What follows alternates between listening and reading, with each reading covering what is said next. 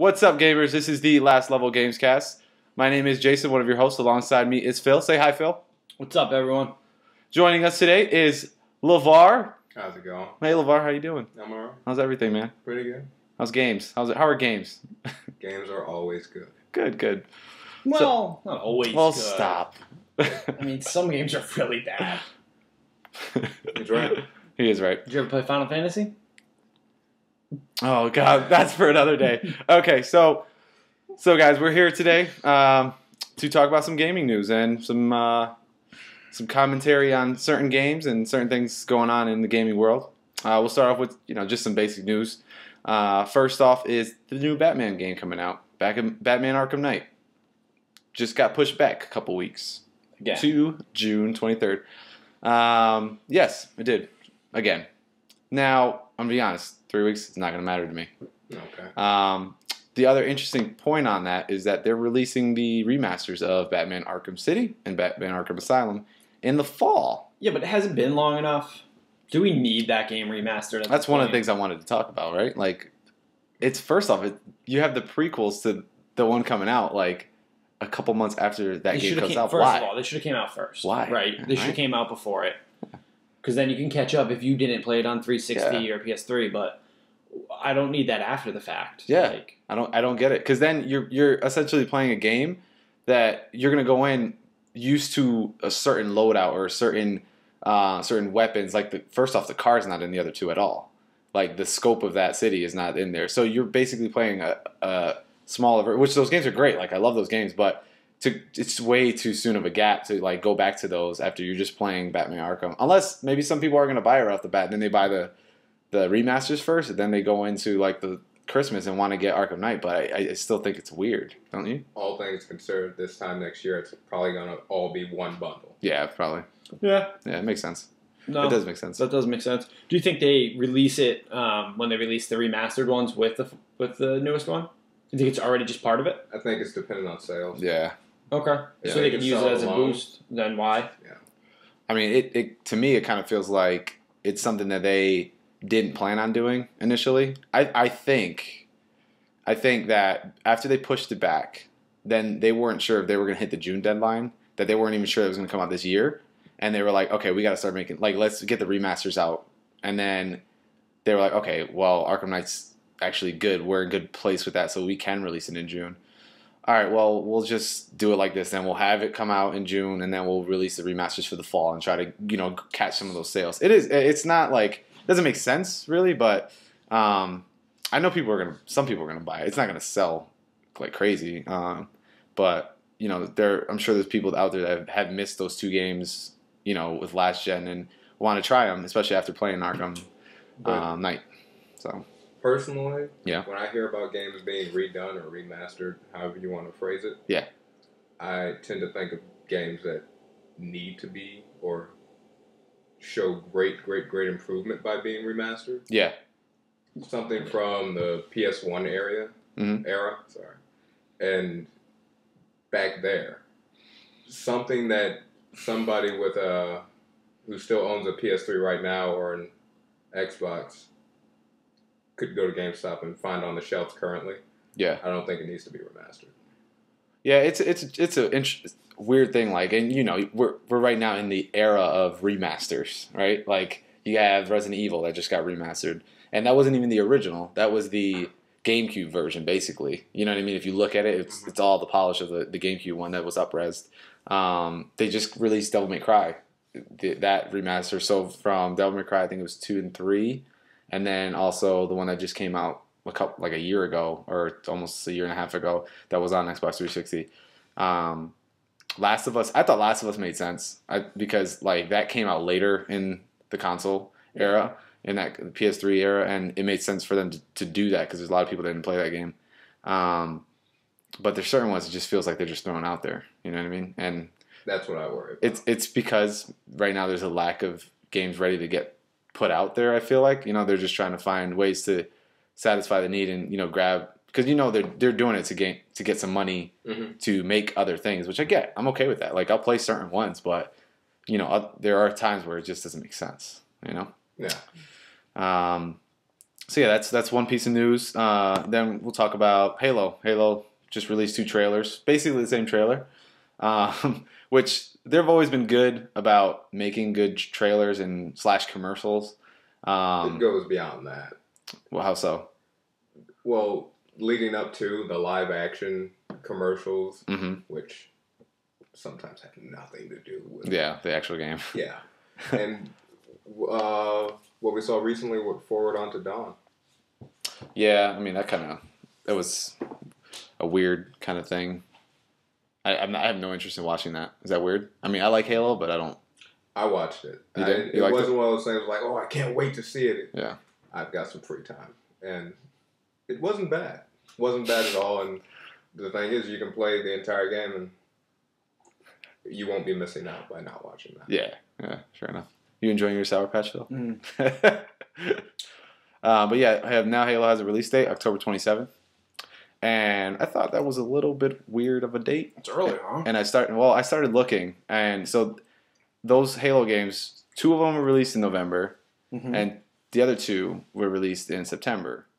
Just actually in between. Yeah. When's Metal Gear? September 1st. September. I know they still have Tomb Raider. They haven't announced the date yet, but they still have Tomb Raider. Microsoft. Yeah. They have something else. I can't remember what it was. There's one other exclusive that's coming out for them. Or big title. They probably have Forza this year. Yeah, and they have Call of Duty's going to come out. Another Assassin's Creed game. Yeah, another Assassin's Creed game. Call of Duty it moves units for Microsoft, so it does. It does. It's a Microsoft system over. It's a Microsoft system seller over a Sony one. Yeah, and it's a trap. It is a weird date though, don't you think? I mean, I think they did that probably to steal more sales before, because you got to think they're going to try to they're going to try to combat Call of Duty, which I think they're going to do better this year, because let's be honest, Advanced Warfare. Sorry, I always say Warfighter. That's a different game. I know it's Medal of Honor, but it was good.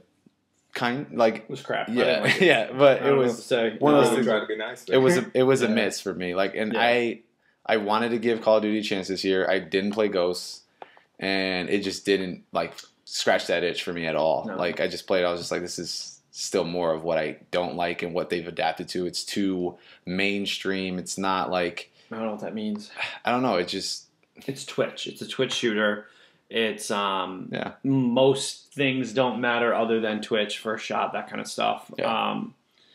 You yourself, admittedly, are more of a Battlefield person. I am. Minus Hardlines, where it's just more of long, drawn-out maps and that kind of deal. Yeah. Where then Call of Duty is just not going to be your cup of tea. Yeah. I have no problem with Call of Duty. What I didn't like about it is there's nothing different. So I get the exosuits were a big deal for them, but Titanfall already played that out. Yeah. Unfortunate for Call of Duty, but it is what it is. Yeah. So that was already played out, and there was nothing big, different, innovative that I really, really enjoyed playing or messing with. Yeah. I mean, they had a couple different game modes, but it's still more of the same stuff. And I think there's going to be a point where them annualizing this is going to hurt them. But right now, sales speak for themselves. They're still doing really well with them. But people are still buying them. 15, 16 mil a year. Yeah. If you have a system you see it works, working, why take those risks? It's true. And I think they have the benefit of gaining new audience every year, because think about who plays those now. It's younger kids, right? That are going to get that game. We played it when it first came out. It was the newest thing. And they hear all about Call of Duty, and that's what their friends play. That's what their cousins play, or brothers and sisters. That they're gonna want to play it. So you probably won't see them change that model for a while. I want them to. I want them to be challenged, and I'm hoping maybe Halo will do that for them. Could be proven wrong on this. Yeah. But when we were playing Call of Duty, there were not celebrity commercials for it. There weren't, no. And I get that, but it was also just a different time of just less games to pick from, but it's become and a lot trend. less going Yeah. on. Yeah, It's become a yearly game trend. Yeah, Yeah. but everything in video games is trending, and everything has a celebrity endorsement now, and everything's going that path.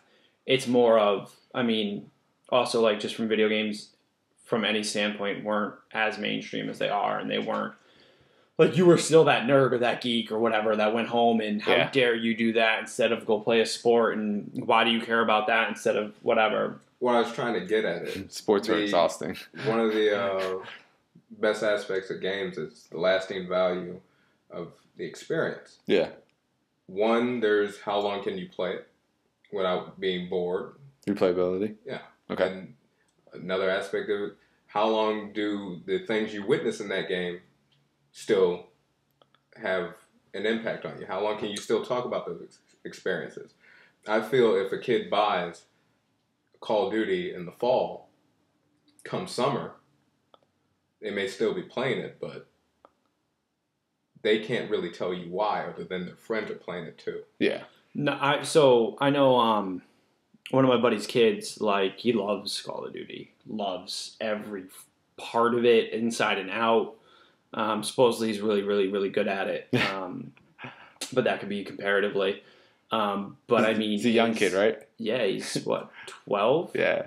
So I could just picture him out of the mic. Your mother's a whore. Yeah, 100%. He's that kid. So is his father, though. Yeah. So is his dad. So I don't know what that says. Yeah.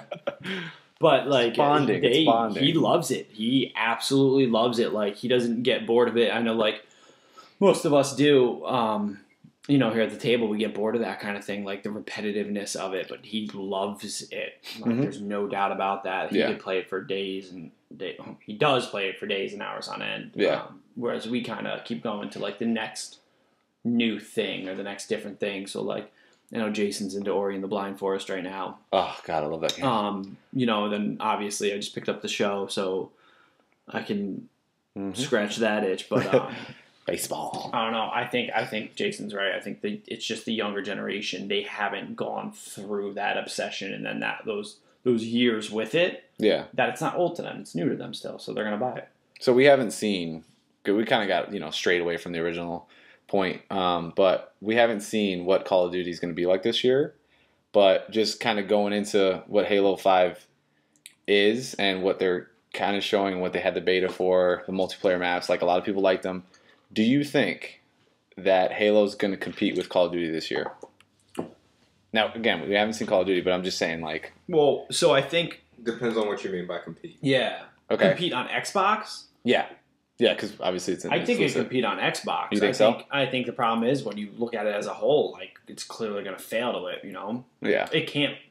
It might move, 8 to 10 million? Mm-hmm. But, I mean... No, it probably won't even...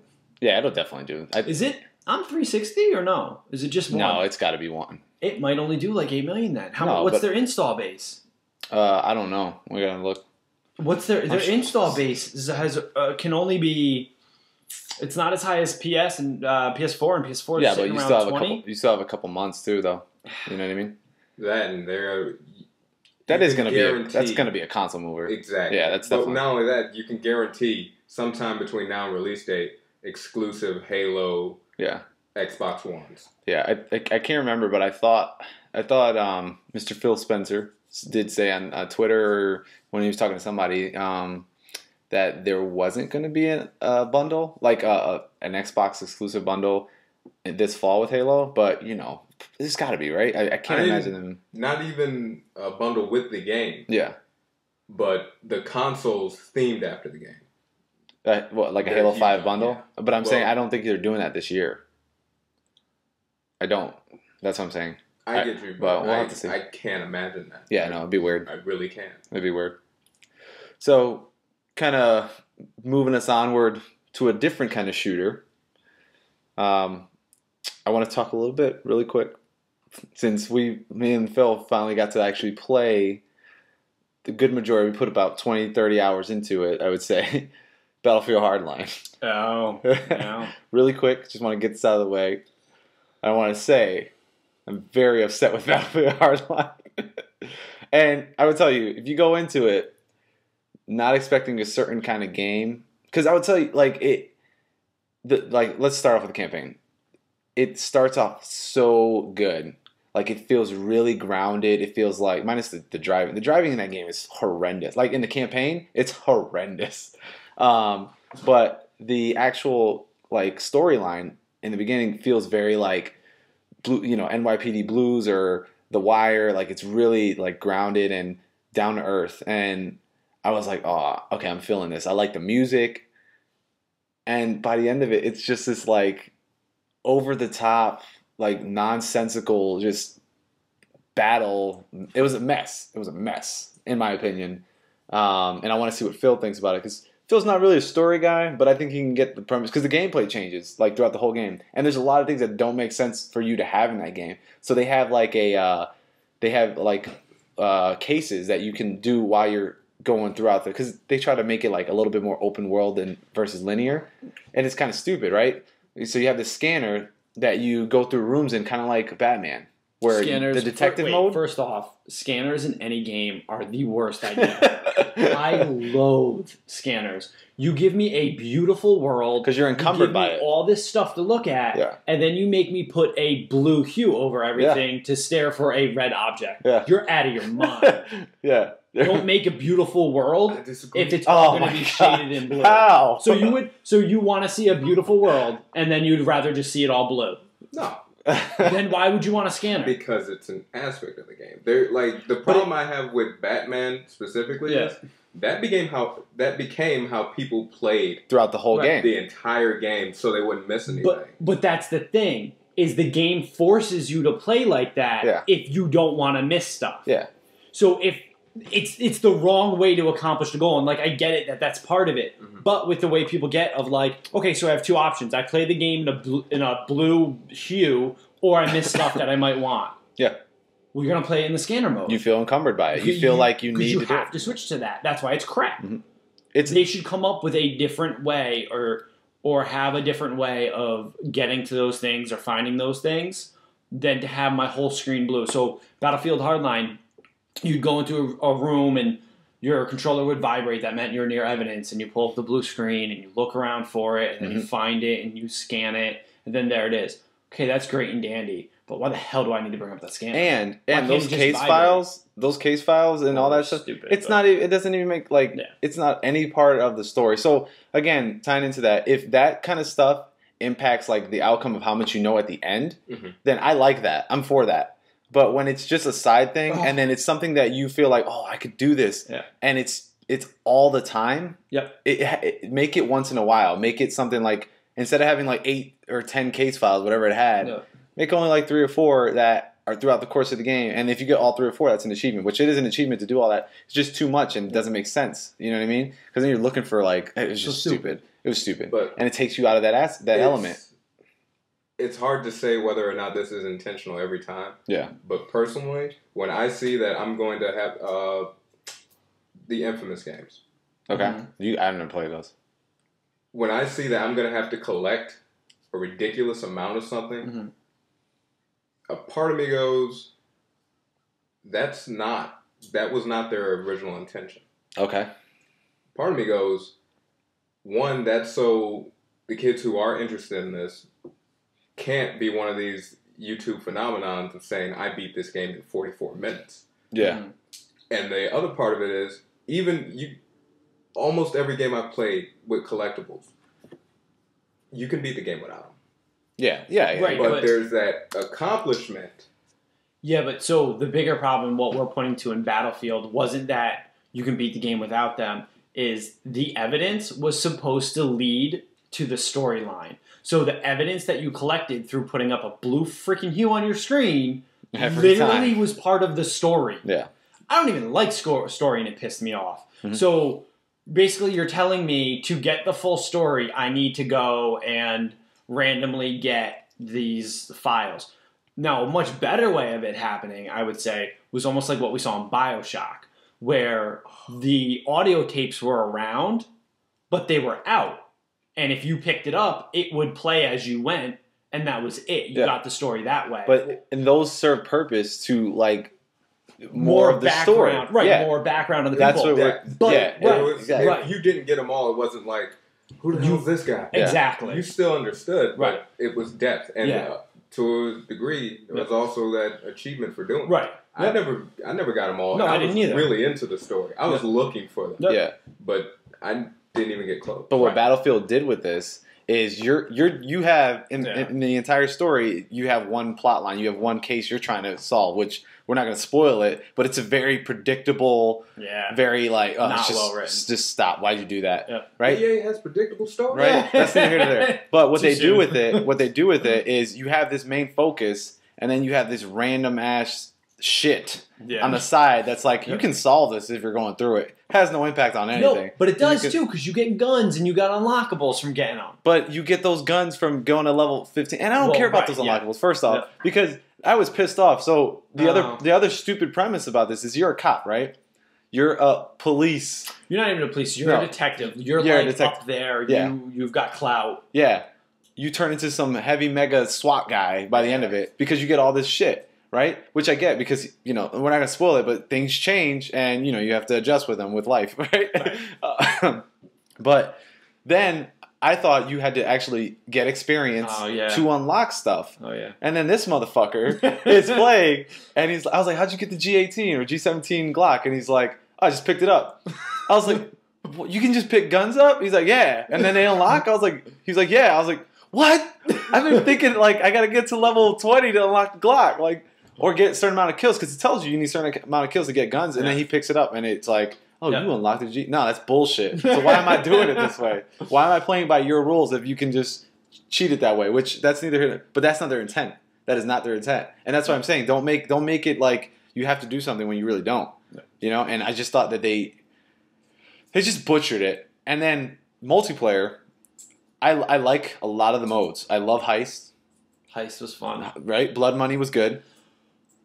Blood Money was good. Blood Money is the one where there's one back. Yep. Okay. And you had to run back. Heist is the one where you're either cop or robber and you defender. Conquests were good. Conquest is always fun. That's Battlefield's thing. It's always fun. No. They didn't have Rush because they kind of had. That's kind of what that's kind of what Heist is, where you have to arm something and it blows up and then you got to run away with it. But like even Heist felt kind of like Heist works, but it doesn't. When you get to a certain point in Heist where you can't win the game if you're a criminal, because in Rush, right? Whenever you get a bomb site, it refills your tickets. You know what I'm saying?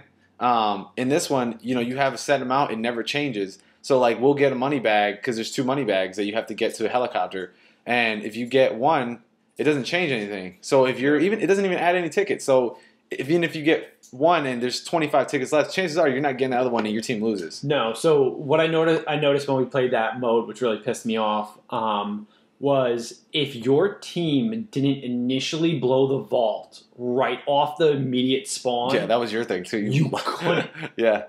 Because what ended up happening is they make it unbalanced and they put the criminals closer to the vaults to blow them just right off the beginning, right? Yeah. But if for whatever reason your team sucks, your team's just a bunch of morons, though, or the other team's better, yeah, right? And you don't blow those vaults, you now are at equal distances from the vault. So your team has to travel just as much as their team, and it becomes you never get that advantage, and you never get the upper hand. It becomes a wall. You can't do it. Becomes a wall, and that's when it becomes unbalanced. Because again, if you're gonna do that and make it that scenario, when you do get a bag, you need to refill some tickets. Because by the time you get the bag, you're down to 10 tickets, and you're like, I still have another vault to blow. Yeah, it's like, fuck it. I might as well just get as many kills as I can, because we're going to die. And 3 seconds later, it's done. Yeah. But but don't get me wrong, like we played enough of it. We enjoyed it. But it just felt like, for me, because I've played Battlefield 3, I played Battlefield 4, I played Bad Company, and I don't know, the game in its entirety feels so much more like an expansion of Battlefield than an actual game. It's a standalone game. And I love Visceral. I love Dead Space, which they had a bunch of Easter eggs in it because they're the ones who did it. Mm-hmm. And I love what they did with it because they kept the engine the same. Like, you can tell it's Battlefield 4's engine. It's just tweaked and tuned up a little bit. And the servers worked, which was a win for them because they came into it, that was the biggest worry. Is like, hey, when everybody buys this game, are the servers going to work? And it worked for them. But I think for me, like playing it, I felt let down by the campaign.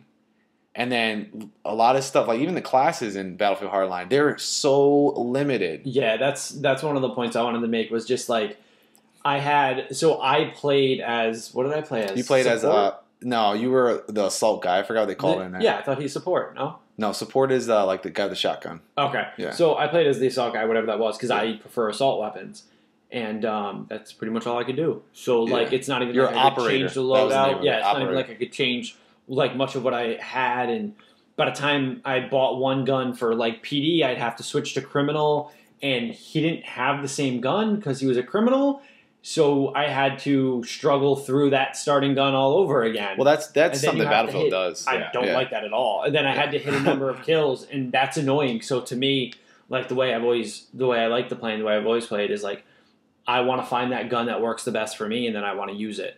I don't want to have to find it, but then get switched teams and now struggle again just to try to get back to that gun. So here's the thing, though, and this it's like I have to level up two characters for no reason. This is going back to my thing about content with that game is, I will tell you in Battlefield 4 and Battlefield 3, it's kind of the same premise. Like there's certain guns that you have to get experience or service they call it with, but there's way more guns where you don't feel like there's only one gun that you can use. There was only like 6 guns right off the bat? Based on classes, yeah, and you know that they're going to add more. I'm assuming that by the end of everything, they're probably going to double that, so it's probably going to end up being 12. But that's fine because maybe we rebuy the game when that happens. Exactly, but a year and a half out, we get it again. And that's going back to the premise. Like I'd much rather, and thank God for EA Access Vault, I'd much rather play Battlefield 4 right now because it's completely done and it has everything it needs. And again, I don't have the premium for that yet. Like I thought about buying Hardline's premium, but I said, let me wait. Let me be smart about this. And thank God I didn't. But I'd rather spend my $50 of premium on Battlefield 4 stuff because it's all out there. I can enjoy it. Tons of people are still playing that. Tons of people are still playing that. So like going back to Battlefield Hardline as a whole is I really feel like it is unfinished. And again, it's probably, going back to your anti-EA. I'm not anti-EA at all. At all. But I think they've come to understand if we're going to make a game we primarily want to market as a multiplayer game, then we're not going to pretend it's anything but a multiplayer game. Yeah, but they tried. With that campaign, they tried. They failed. And they failed. They started really well. Maybe it's just me, but maybe because they probably had multiple scripts that they were trying to write out. I think they might have, because they have short time to do this, because Battlefield 4 came out 2 years ago, maybe 3. That they usually do like every 2 or 3 years with Battlefield. And can we just? It was supposed to come out in November. Can we talk about that? Oh yeah, imagine that. To come out in imagine November. If it did. What game were they releasing? That's why, all in all, I'm never too offended or worried about games that have pushbacks because. Right. Oh, you could be making the game a lot better. The problem is when you have a pushback and I'm still stuck in a wall. Yeah. Then it's I don't like you anymore. Yeah, I get that. So that's kind of like some of the smaller news and things like that we're going to talk about. The next main things we're going to transition to, my beautiful segues. I'm great at segues. Transition. You're going to learn. Let's get this out of the way. Let's talk about Bloodborne. So I haven't played much of the game yet. Levar here is I would say, experienced Dark Souls, Demon Souls, Bloodborne player. Phil, I don't think you played the other ones, have you? No, haven't. I just played Bloodborne. Yeah. Bloodborne. Sound it out. Baby steps. Yeah. I still love that one picture I saw on Twitter is Bloodboner. But that was good. But I just want to get your opinions on it. I think we'll start off with the newbie to the Bloodborne culture. How you liking Bloodborne, bud? No, I'm really actually enjoying it. To say that I suck at it would probably be an understatement. I am not very good at learning patterns and figuring out this boss, that boss, and that he's gonna attack 3 times and then roll left. I'm terrible at that too. Yeah, I'm just not good at that. So there was a couple bosses I kind of learned the hard way, and in all honesty, I'm only through a couple bosses. It's probably way more hours that I'm supposed to have into it. Don't feel bad. But yeah, you can do it. There's been multiple times where I'll go through and I think I got the hang of it an area, and I'm like, oh, whatever, I'll take 2 guys, and then I'm dead, and then I'm yelling and I'm just upset with life. But the flip side is when I beat that first boss, man, that felt good. Like, Yeah. it's been a while since a game has given me such a, like... Reward. Yeah, like, Sense holy of shit, you yeah. did it. Like, Yeah. you actually beat that fucking boss. Yeah. So that is... that's what keeps me going in it. Like, that's the only reason I'm still playing. Because I'll be honest with you, I've played it where, like, I'll play it for, like, an hour and been like, fuck this, I'm going to go play Madden. Like, I don't care. I'm not doing this. Yeah. But I always go back to it, and it's good. It gives you that sense of accomplishment. It gives you that sense of, like, I can actually do this. Yeah, I don't know. Man, they have to put the fucking checkpoints after bosses. What the fuck? It makes sense. It makes sense. So, overall, how are you feeling about, like, the gameplay? Like, do you like the way it feels when you're playing? Like, yeah, the gameplay is solid. It feels good. It feels good when you do damage. You kind of get the visual feedback from it. It's twitchy when things die. Like, it has that ragdoll physics to it. So you could just drag a dead body for, like, 100 feet if you wanted to. Yeah. So that's an issue. And then sometimes when you kill stuff, they twitch out. Okay. Where, like, they might just be on the ground and their arms just kind of flailing. Or just some weird shit like that. But otherwise, no, it feels pretty good. You have your sprint, but I mean... It takes all your stamina. Yeah, it takes stamina, so it's kind of like a risk-reward thing. Yeah. And then I haven't really felt like I got any, like, cheap kills or any, like, thing, like, glitched me out that I died from. Yeah. I've had some collision problems when using the axe as, like, a long weapon. Yeah. Where, like, you'll swing and you'll be like, oh, apparently that's that's a wall. Okay. And, like, go from there, but... That's pretty much been it. Yeah, that sounds like it's not too... No, it's not too cumbersome. Nothing that impacts your game, like your overall experience, right? No. How do you like the presentation, like the feel of the game? Looks good. Looks really freaking good. Yeah, I'm sure you don't know what's going on, but Levar will... No, I got a clue of what's going on. I'm a guy. I go places. I kill You're things. a hunter. You hunt things. Yeah, I hunt things because that's my job. I feel like the premise is that you're like invading that world, and like everybody's like, when you "Get away from me, demon!" Yeah, when you like attack stuff, they're like, "Hey, why are you attacking us?" Yeah, it's crazy. Seriously, That's what you guys got out of it? In the starting area, those when villagers, you attack stuff, that's what they say to you. They're literally yelling like, "Why are you doing this?" and like, "Get away from us." Mm-hmm. What do you think? No, what's your thoughts? Can you give us some? All right, for the story, yeah. Having played Demon Souls, Okay. Dark Souls 1 and 2, Okay. the story's going to be absurd. Yeah. The story's going to be absurd, and they're going to be hinting at lore that you'll never fully understand. And if you actually do get interested on it, there will be tons of theories of what's going on and who's actually in charge of what. Yeah. But from what I saw, Oh god. the hunt's a ritual. Yeah. Right.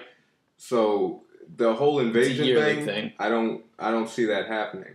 And some of the people there should talk about that. The other games had non-playable characters, but they had NPCs. very, very few of them. Okay. And almost all of them were for some direct purpose of, I need to buy something from you. Yeah. I need to kill you. Something along those lines. My kind of needs. There are quite a few, as it would seem, NPCs in this game that have no purpose. Okay. And they may just be the filler of the story, because those are the individuals who I found out the hunt is ritual from. Okay. Right, like when you knock on doors and that kind of stuff, and they're like, "Go away," or one of them was like, "Why are you out tonight?" Like, but what are you thinking? So the idea is it's a ritual, and you're hunting those bosses, those beasts, right?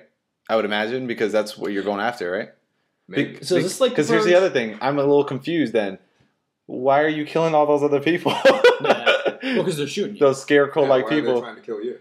Yeah, that's what I don't know. There, with the eighth wonder of the world. The Dark I don't know. Souls games. Yeah. Not saying that they share the same plot at all. They don't. Corruption is a huge part of the story. Okay. Huge part of the story. You're corrupted. Yeah. The world around you is extremely corrupted. I don't mean in the politics kind of way. I mean actually dark, gritty. Something is evil about what's going on. Something is evil about what's in you. Yeah. That has a huge aspect of the games. Yeah. It's very ominous. It looks the same way. No part of this game looks like things were so pleasant before I arrived. It does not. It's not. No. It's a dark game. It's like a really dark game. Our lives are shit, and this just got shittier. It's just a thing that happens in them, and we're gonna move on. No farms though. I didn't see any farms. No farms?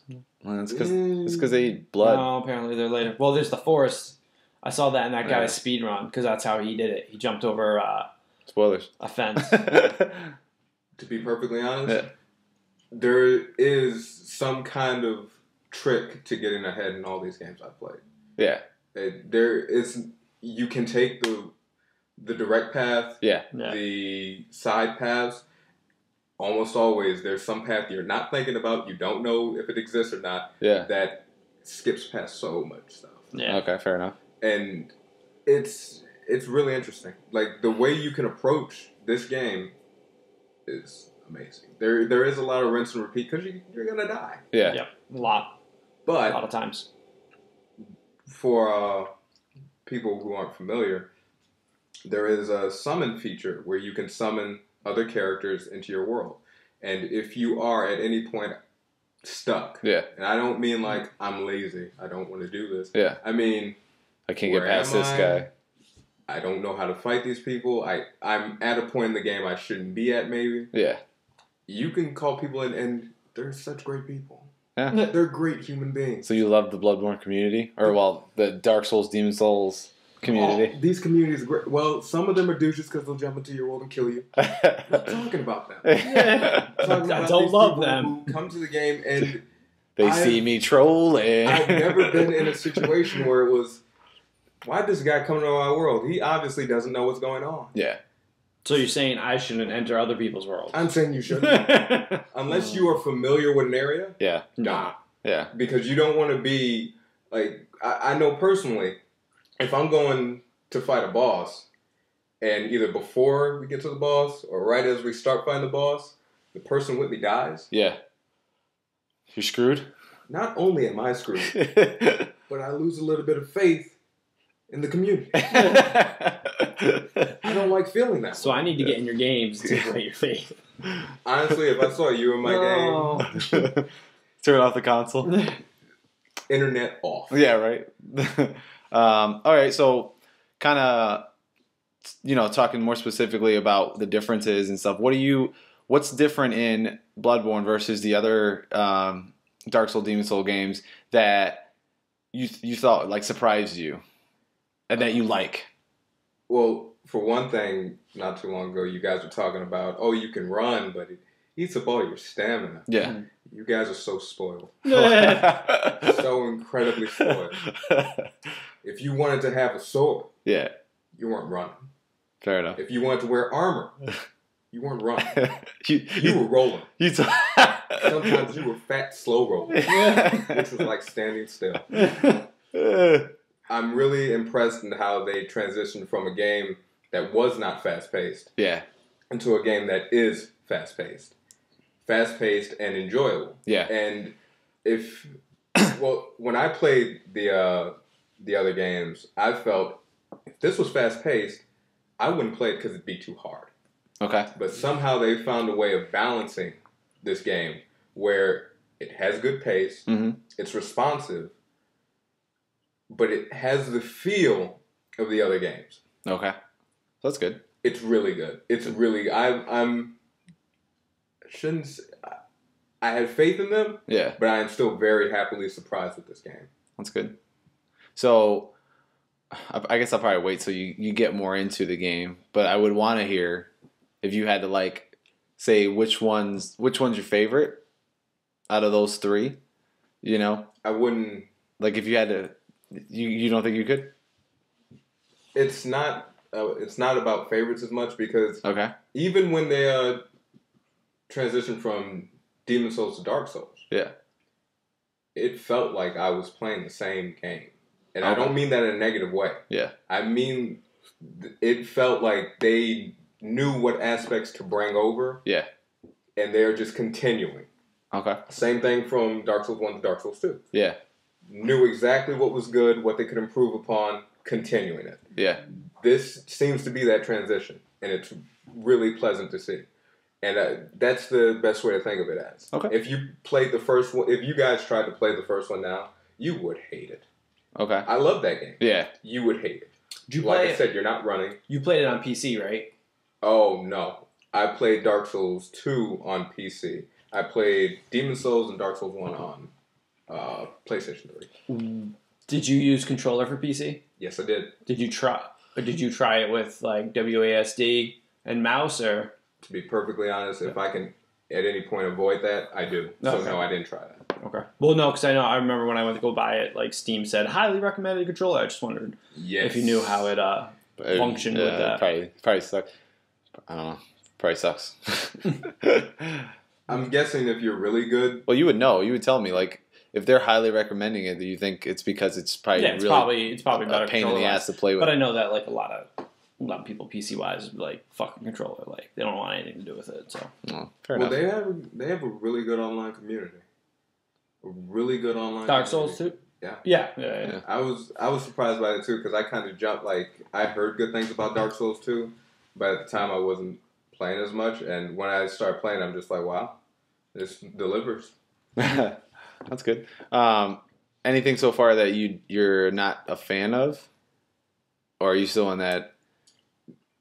Keep love in it. mind, I love this game face. I haven't played as much of this game. Yeah, Well, I haven't beaten this game the first strip. Yeah, And all the other ones by now, yeah. I would have seen some scenery that just blew my mind. Okay.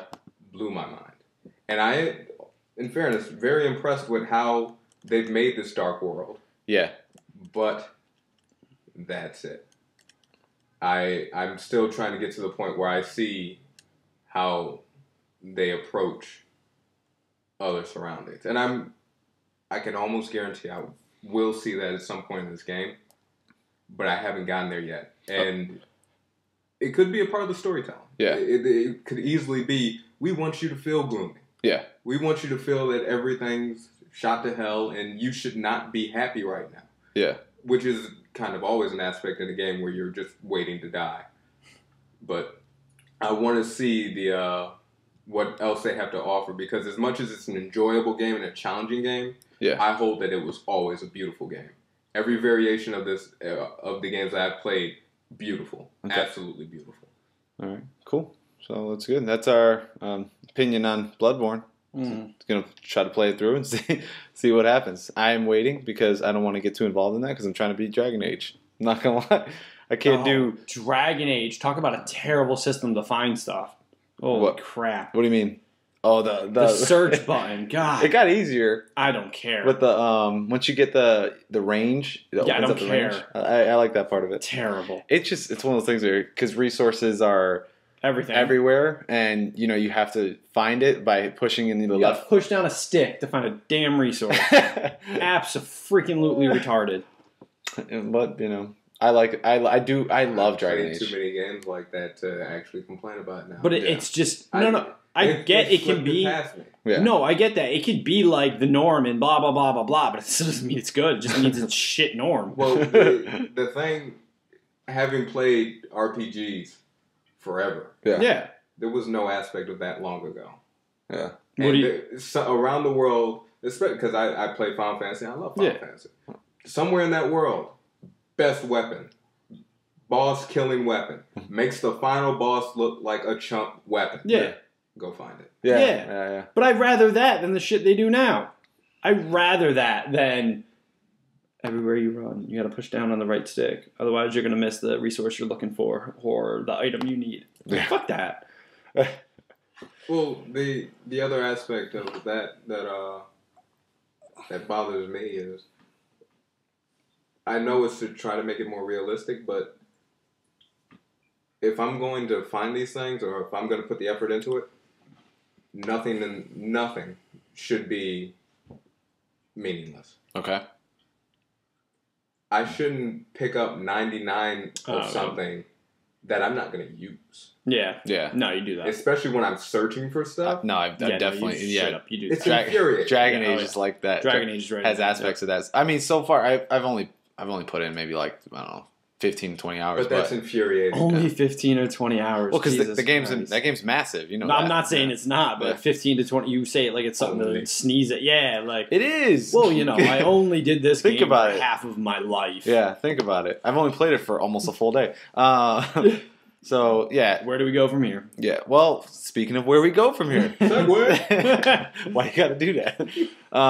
So let's talk about just. We won't take much time on this. I just want to know, some of your guys' thoughts on this. I mean, Phil, I'm interested to hear what Phil might not have much to say about this, but so on GameSpot.com, there's an article about Kojima versus Konami, and apparently it looks like. And this is probably all out there right now, that after Metal Gear Solid 5 releases, that Kojima is going to be leaving Konami. And they got that from an inside source, and the source says, quote, after we finish Metal Gear Solid 5, Mr. Kojima and upper management will leave Konami. They said their contract ends in December, end quote. So as of right now, it looks like they're not on as actual employees, just as contractual employees. So they're just helping finish the game off, which the game's probably like pretty much done. They just got to fine tune and things like that.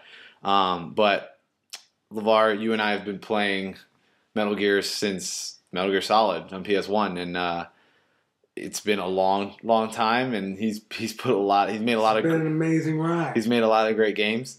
I want to know how you feel about this. How do you feel about this? How do I feel? If I were to think of them as two different entities, Yeah.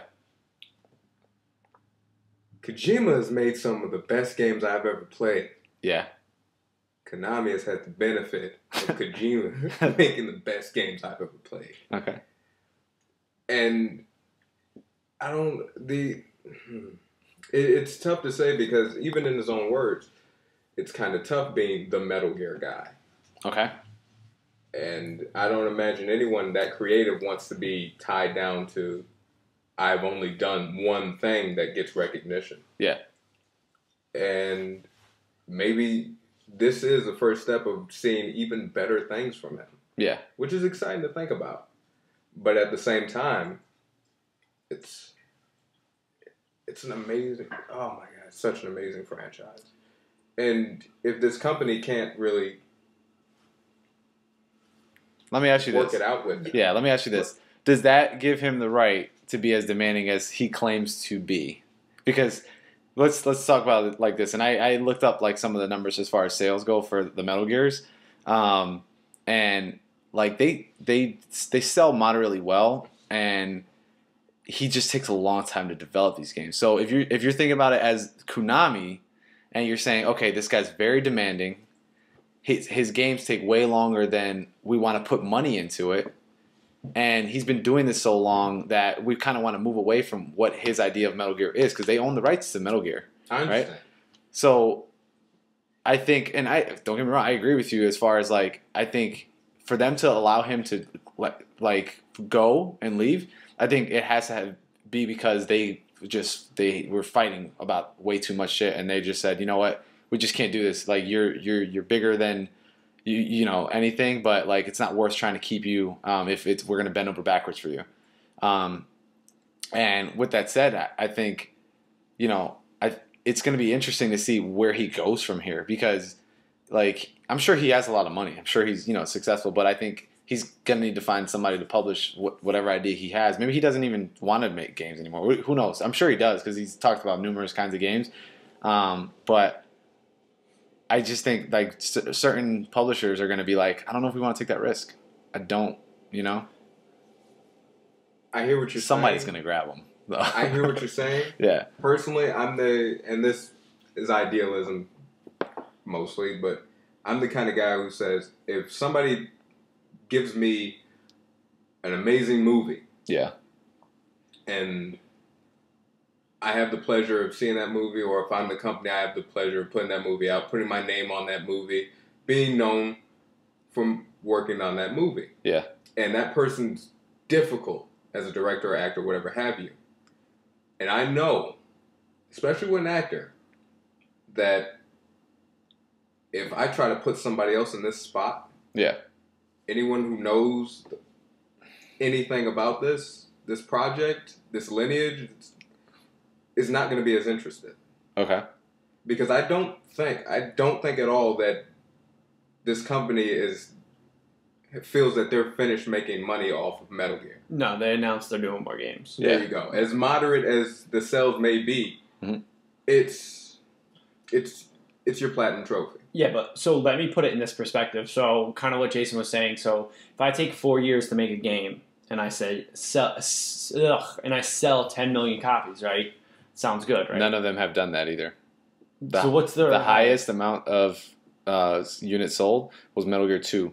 Metal Gear Solid 2, they had 7 million. Okay, so holy crap. Metal Gear Solid 3 did say, half of that. Let's say I make a game, and apparently I only sell 8 million, right? Well, just to make numbers easy, right? And it took me 4 years to do it, and I'm a pain in your ass, okay? Brand's already made. I don't need to make that brand. I don't need to remake it. People already expect X, Y, and Z from it. Yep. Now I get rid of you because, well, you're a giant pain in my ass, or you don't want to do it anymore, or whatever reason falling out. And then I put out your game in 2 years. Yep. I just half my own cost.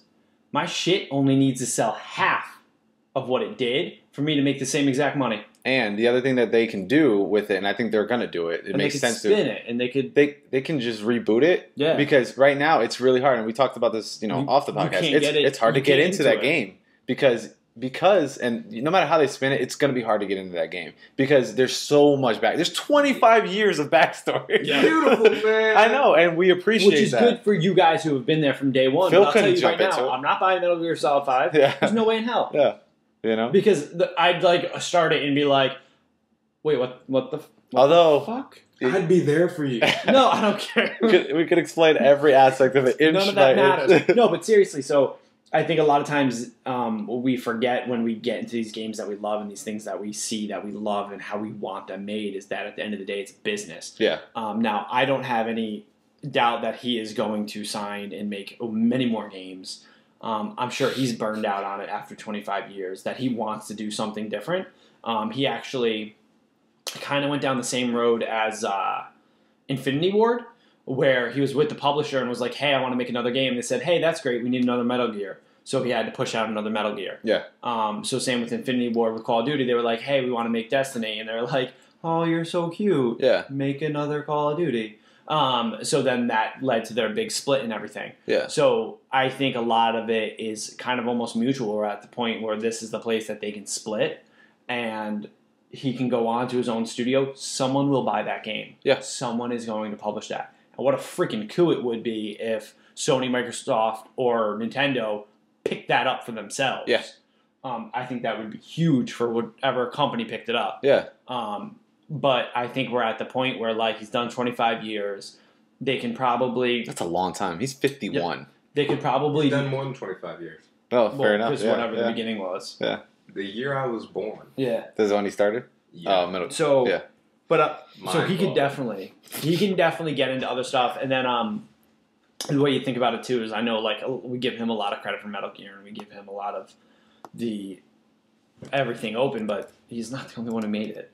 And he's not the only person who put his ideas into it and did all that stuff. I think about a lot. Yeah. At this point, that team's He's been the doing face it. of it. Right, he's the face. But his team's been doing it for how fucking long? Yeah. So I am not worried about, I would not be worried about direction or, the spirit of the game. I am. If it was his second game, I'd get it. I get what you're saying, but I think about it, this is going to be a kind of hard example for some people, but head coach. The soccer? No. What are you talking about? Head coach. Head coach of team. Kojima as a head coach for this project. Yeah. Now, everybody's talking about how the team have made this. Yeah. Okay. Yeah. I'm with you. Yeah. And he's so demanding, and it takes so long. It takes so long for him I want a Sour Patch. to get that out of the team. Yeah, but I'd raise you every head coach has a GM. Mm-hmm. Well, challenge accepted. I get what you're saying, but at the same time, you can be that GM that goes, you're too difficult to work with. Yep. We're gonna part ways. Yeah. And the next person could suck, 100%. Or the next person come in and win you everything. Not only that, or they just need to do a decent enough job that it makes them profitable. Because let's be honest, that's at the end of the day. That's what they care about. Think about what Konami has besides. I mean, really, they do other stuff. They used to have so much more. But game wise, they did. What is game wise? Oh God, I'll go look. Right now, I'm looking at on Wikipedia. I'm looking at Hideo's like list of games that he's made. Clearly, it's dominated by Metal Gear. And here's my thing, though: is like the thing I think about is I think a big part of it was Konami wanted him to make more Metal Gears. Because he fought it. Like he always said he was done making them. Yeah, right. After every single one, he's like, then again, "Hey guys, he's this the is same my last guy one." who said Moby Dick Productions is going to be making some game where a character that kind of looks like Snake. His word. No, but I'm talking about before leading up to that. So after he made Metal Gear 4, he said he was done. After he made 3, he said he was done. Right? But what I'm saying is he said he was done, but Konami said no, which is why he stayed committed to it. Okay? So now that he's like fighting it, I'm going to get there. We're going to get there. Spoiler, man. Jeez. We're going to get there. But my whole thing with this is, and I worry about this, is what if this is what Kojima's going to be? Like, what if he tries to branch out and can't really do much? Because he's amazing. He is an amazing, and all you hear is like, oh, I would love to see him direct movies. I'm saying video game wise, what if to him, there's nothing else that he really thinks will be as successful? Because right now he has a high bar, you know? So maybe he doesn't make any more games. Like, you know, it's one of those weird things that I'm interested to see how this all unfolds after Metal Gear Solid 5 comes out.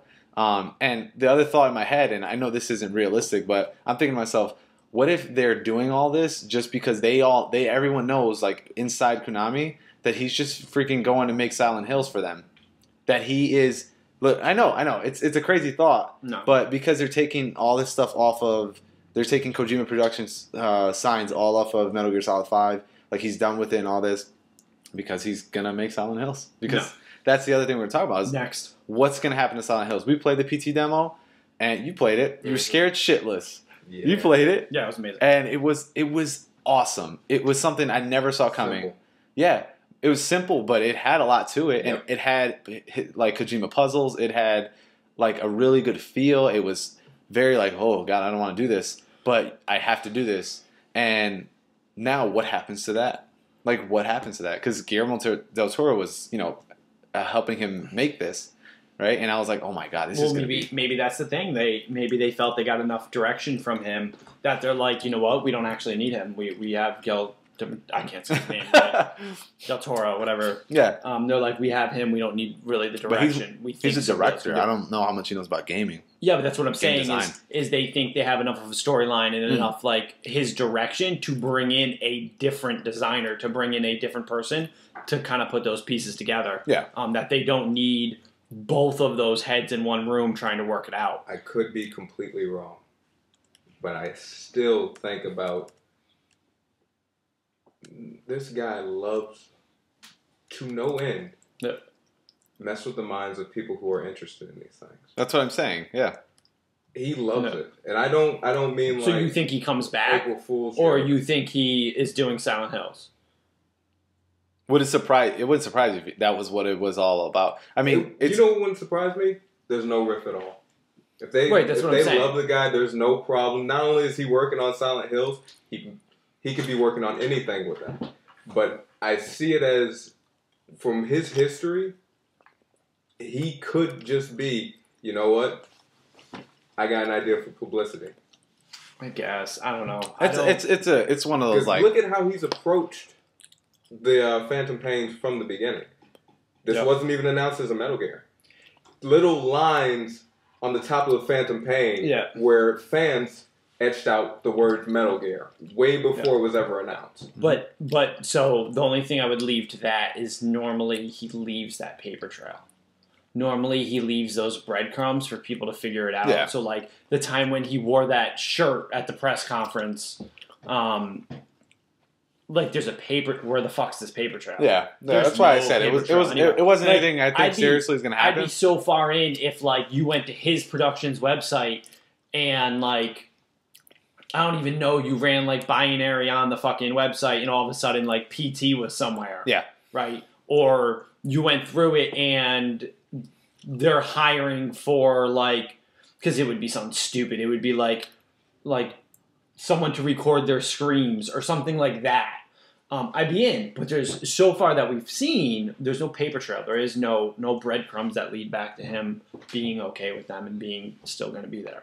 Well, another aspect of this to me is up until not too long ago, if you were following Hideo on Twitter, yeah, it was just constant pictures of Phantom Pain. Oh, I thought you were going to say something else. No.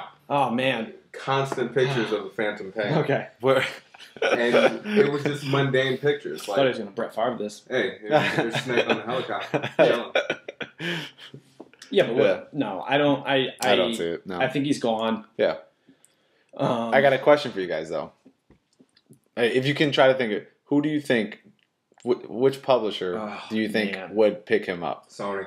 You think Sony would? Sony Entertainment. I don't think Sony. I think Microsoft is going to make a big grab towards him because I think Sony's going to make a pitch because let's face it, he started off on there. But I think right now Microsoft is very aggressive. What? Shut off where? Sorry. He's known for being on the PlayStation. Thank you. He started on the Super Nintendo. What remake do you still want? That's what I thought. But I think Microsoft will spend like hand over fist to try to get him. I think even if he doesn't put out a good enough game, I think Microsoft goes in. Also, the other reason is look at Sony's strategy. It's not the big game lately. No, it's not. Indies. So I don't see them paying an overprice just to publish his game. I agree. I agree with that. Microsoft right now would because look at what they're doing with all these Microsoft is Tomb Raider to hit those big titles like Tomb Raider. Perfect example. And then even if it's one game that he makes, but it's one of those things I don't. It's the name is what you're going for. Yeah, it's brand recognition. You're going for that name. He's Hideo. Yeah. So, but definitely Microsoft. Nintendo could dark horse it. Yeah. Just because since Microsoft's an American brand, Nintendo might be able to take it just because it's a Japanese brand. Yeah, and actually sell in Japan and that kind of stuff. He could be working on a game for the new NX. Yeah, the new console. He could be. Maybe they launch with his title. I don't see that. I can see Microsoft throwing money at it. Yeah. But honestly, Nintendo might dark horse it just because of their pedigree of developers for first-party games. So if they brought him into the fold as a first-party, the different access he'd get, and then it being a Japanese studio, that's big. That means something to them. Yeah. Whereas it doesn't mean shit to us, but it means something to them in Japan. That's a big deal. I think Xbox proved that when they sold 300 consoles in 1 week. I'm dead serious. The one at some week sold 300 consoles. That's a lot for them. So kind of touching base on Nintendo, we'll just move to the final thing we're going to talk about, and this will probably be pretty short because we've spent a lot of time on Kojima and Bloodborne. So the Nintendo. What's Bloodborne? What is that? It's this thing. There's a lot of blood in that game. Nintendo has announced the code name for its next gen console. They didn't really announce it. Well, it's the code name for it. Yeah, is what I'm saying. But it came. It's what they call it as they're working on it, right? It came from their investors meeting. Yes. So basically, they're telling their investors hey, we are still moving forward with the next console. We're not bowing out. We're not giving up. It's basically what it was. Yeah. It's called the NX, and also the other thing that came out of that meeting was the fact that they've announced that they're going to put a lot of their IPs on the mobile. They're moving to mobile, so they're going to move a lot of different games and things like that to iPad, iPhone. They're not going to move games. What do you mean? The IPs. They're going to... The IPs. Yeah. But not the games themselves. So they're not... What they came out and said is that they're not going to rehash old games onto the phone or onto the iPad. It's going to happen. They're going to make new games. Okay. And it's not even them. It's actually going outside. They're giving these IPs to a well-known company in Japan for mobile games. You're fucking with the mic. So there'll be new games and different games, and they were talking a lot about Candy Crush, but with Pokemon faces or dumb stuff like that. People buy that kind of shit. They do all the time. Come on, man. You don't even know. Oh. So your Marvel Alliance shit is equivalent to everyone else's Candy Crush because I'm not paying. You don't pay for Candy People Crush. pay all the time. That's the thing. People pay all the time. You're playing Shovel. They chose them No, Bejeweled. but Yeah, Bejeweled. Yeah, oh yeah, 100%. If people are paying, so who cares? yeah, but it's got candy on it and it looks nice. At the end of the day, it's about money. At the end of the day, it's money. So Nintendo, that's what they really announced, and then they announced the NX, and then what people found interesting or what kind of tidbits they took from it was that NX was not listed as a successor. NX was not listed as so like on that screen, and what people are making the big deal of is it still showed Wii U, 3DS, and X. So Okay. more as a companion or more as in the same realm of, not like the next step. So do you think it's going to be an actual like standalone console, or do you think it's going to be like something that you kind of is a compatible thing with your Wii U, like, you know, an enhancement of sorts? You know what I'm saying? Yeah, it doesn't sound like it is. But there is no anything. They're not talking about it, obviously, because it's not something that's meant as public knowledge. It's something that is like. Are they going to get rid of the gamepad? It's not. We're just not there yet. It's simply just something said at an investors meeting. Mm-hmm. I'd be shocked if it went farther than that within the next year. You know what I mean? If we heard more. I think you'll definitely hear something by next year. Yeah, and like I said, probably 1,000,001 times, like, let's not kid ourselves. Like, there's the PS5 in development. There's the Xbox, whatever the hell they want to call it. Xbox 2. Yeah, like 2, 3, 6. That's in development. Like, we don't kid ourselves that these things aren't already in development. Some people do. Some people do kill Well, them. they're crazy, so... So I just think it's more because of Nintendo's position this generation. Yep. They have to like tell its say investors, that, like, hey, we're still doing this. And we're still committed to it. Also, when you look at Nintendo compared to a Sony and a Microsoft, those years that Sony just bled red, they had other revenue streams. So they still have their music business. They still have their movies. They still have all that other different stuff. Microsoft, they still have operating systems and computers and this, that, the other thing. Whereas Nintendo is a games company. That's it. They make it the games. They do some toys. They do some licensing. But that's their revenue. That's what they live and die by. So they need to be a little bit more upfront. Also, Microsoft and Sony have committed to a 10-year life cycle of their consoles. Yeah, Nintendo hasn't. No, they're on schedule. Like they're on 5, 6 year console. There's nothing wrong with that. Complete hypothetical. It's weird because they always start the new generation. That's not true. What would you now expect from the next Nintendo console? What do you mean expect? I don't know. Well, I think they need to figure out what they're going to do controller-wise because they're kind of all over the place, in my opinion. Because they always try to find innovation. That's fine, but commit to. But they.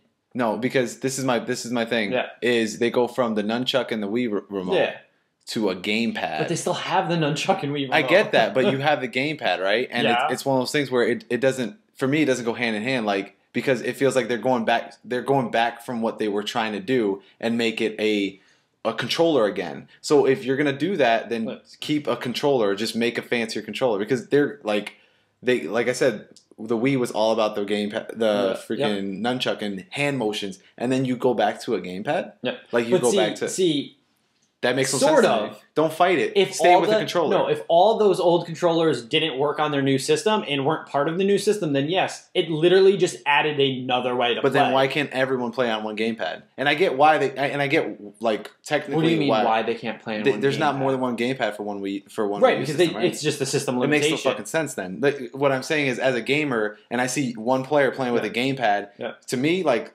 maybe they have a little bit of advantage. Also, like, they have those other controllers that you can plug into, right?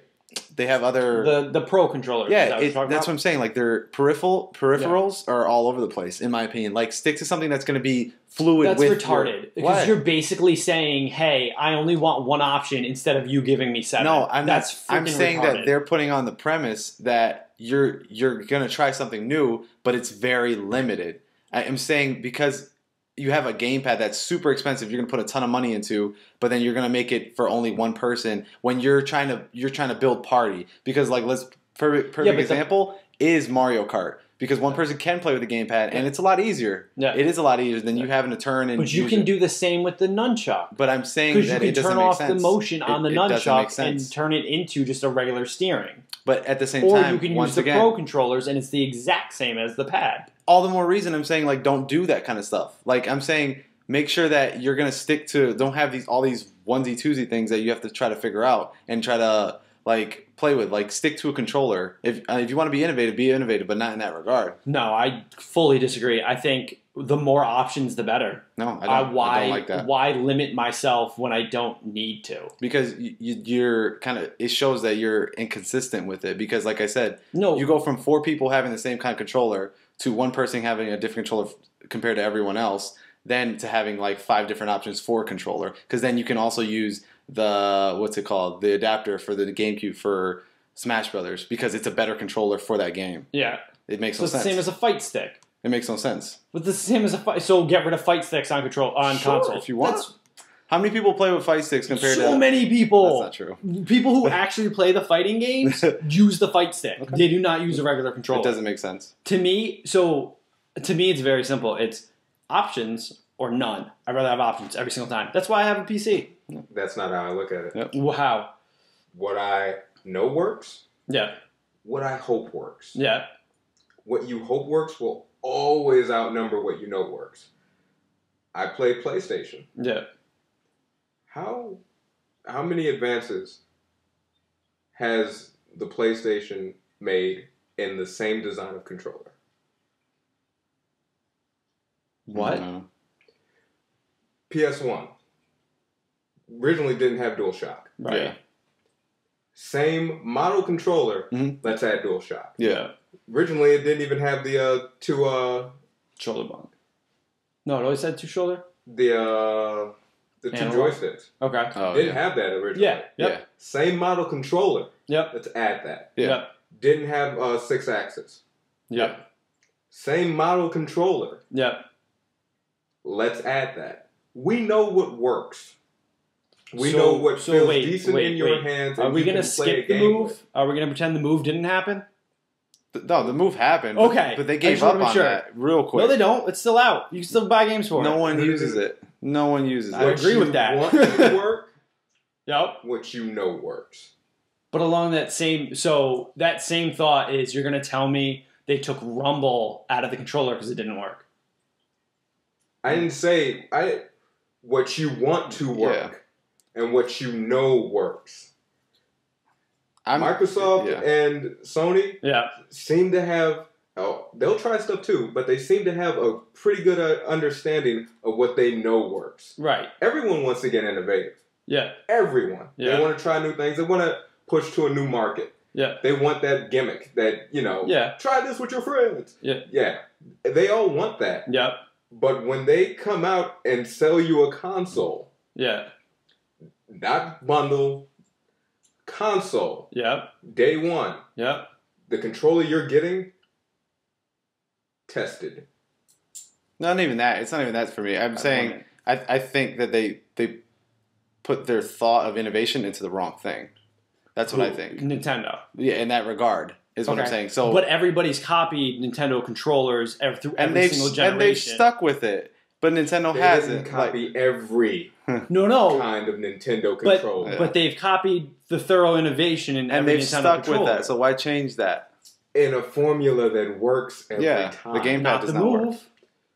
No, so what I'm saying is this: is like, so I get like I the don't whole really point. think of the move as a controller. Yeah, to I be don't honest. either. That's not fair Why? because you can't just exclude the thing that failed. No, No, I'm we're not not. doing That'd be like I- excluding the I- Kinect. No, I promise I'm you. not. I'm Yeah, not that's just trying- straight up. That's I'm like not trying to saying be a dick. that's like But when saying, I hey, think of- this one thing that Sony did that failed, When I we're just think going to of pretend it controller- didn't happen. When I think controller, I'm not trying Yeah. to just back out of it, but I actually think of my brain, remote control.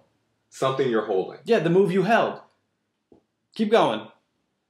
Something you hold, and that's it. It's like, I remember the move gun and all that. It was a gimmick. Yeah. It was a gimmick. Mm-hmm. And that was their test at it. Yep. I don't really think of it as a controller. Maybe I don't think of it as a controller because I don't think of it as working. It could easily be that case. When I try to think of controls, I try to think of things that I was able to play a game with. Yeah. As opposed to something, it may have been cool if I remember my cousin had the Move, and I believe it came with a 007 bundle for a shooter. Yeah, something like that. Yeah. Did it come with like a gun paraphernalia? Yep. Yeah, it was stupid. And we couldn't play that game. Yeah. We just couldn't do it. The mechanics Not were with terrible. the Move, or the game was just beat. No, I think you needed it for it. Or did you need it? It was one of those things they say you play with. Yeah. But you can play without it, but it just made no sense to. Couldn't do it. It's like Time Crisis. It's a shooter. Never Like that. played that. Oh. You never played Time Crisis? No. Oh. That's for another day. You know? But I just don't see that working. No, I 100% agree the Move was a pretty big failure, and then so was like Microsoft Answer with Kinect, and that failed miserably because it was almost ahead of its time because it just like couldn't keep up with what it wanted to do. But they're still controllers. They're still like in the game, in the realm you have to talk about it if you want to bring them all up. Be a dick. You really think of the Kinect as a controller? They tried their best to make it one. Yeah. Are you out of your mind? I'm saying they make Kinect only games. I'm saying that. No, I get what you're saying. Yeah. But to me, it was a gimmick. So a controller is something that lets you control the game. But it was a complete alternative to holding the controller. Everything you can do with a controller, you could do with a Kinect. Yeah, in a Kinect only game. You're not. Yeah, but no. No, I see what you're saying. They made the gamepad essential. Right, So right. Nintendo Wii U. No, the Move isn't essential to the Wii U, to the PlayStation. They made it an essential function. Mm-hmm. I'm saying don't put your money into it because you just made your console a giant Nintendo 3DS. Sort of. And it makes no sense. Like don't change that. Work on different kind of innovations outside of so let's video game controller. Then what would innovation do you want to see? Where do you want the game consoles to go that they haven't already been?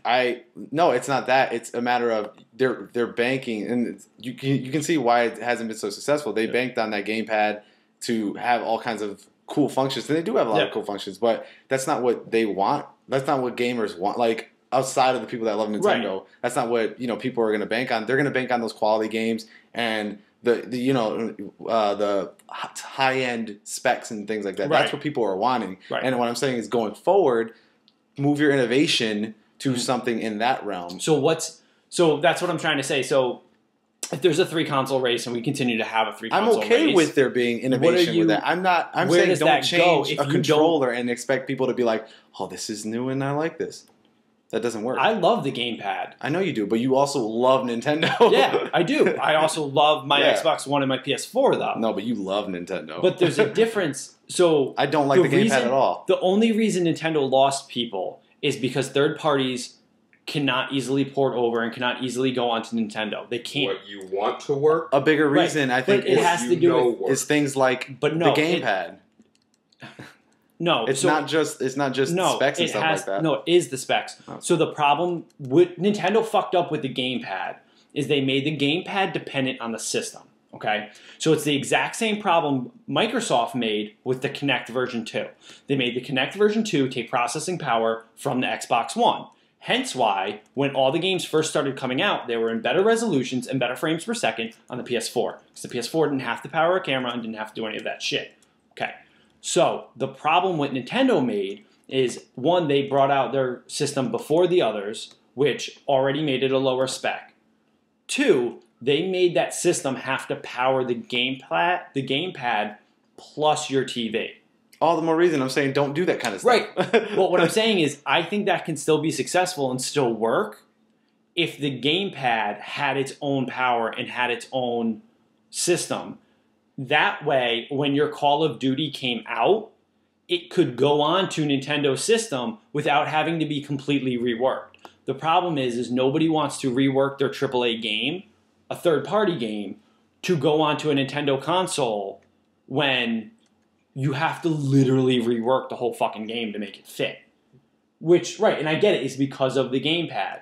It's too soon. But I do not want to see Nintendo to stop trying new stuff in that area, because to me, it gets boring on the other systems.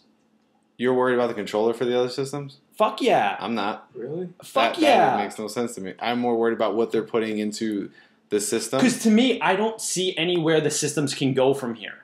Really? But I don't give a fuck about the 360 sales have proven to the with Xbox these new One. systems that it doesn't matter about that kind No, of stuff. I People understand want that. I understand what Okay. people want, but I'm saying that I don't give a fuck about the difference in quality from the 360 to the Xbox One or the PS3 to the PS4.